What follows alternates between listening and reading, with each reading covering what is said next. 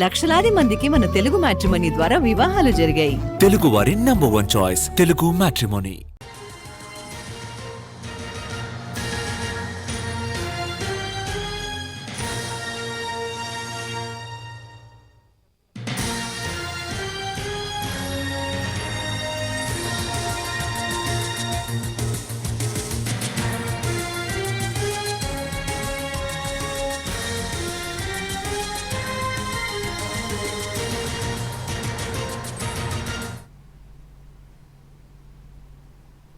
సిగాచి ప్రమాదంలో మృతుల సంఖ్య అంతకంతకు పెరుగుతుంది. చికిత్స పొందుతూ జితేందర్ అనే వ్యక్తి మృతి చెందడంతో మొత్తం మృతుల సంఖ్య 42కు చేరింది.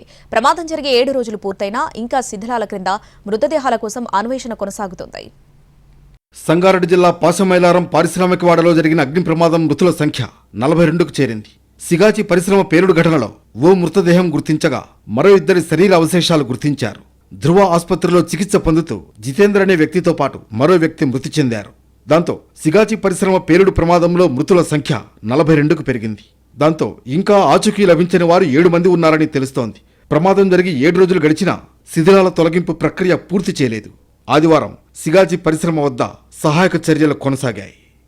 సిఎస్ రామకృష్ణారావు నేతృత్వంలో తెలంగాణ ప్రభుత్వం ఏర్పాటు చేసిన హైలెవెల్ కమిటీ పాశమైలారంలోని సిగాచి కంపెనీ ప్రమాద స్థలాన్ని పలుమార్లు పరిశీలించింది.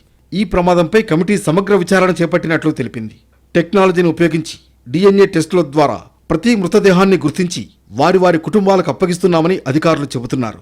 ఈ ప్రమాదంలో ఏపీ, తెలంగాణతో పాటు యూపీ, ఒడిశా, బీహార్ రాష్ట్రాలకు చెందిన వారు ప్రాణాలు కోల్పోయారు.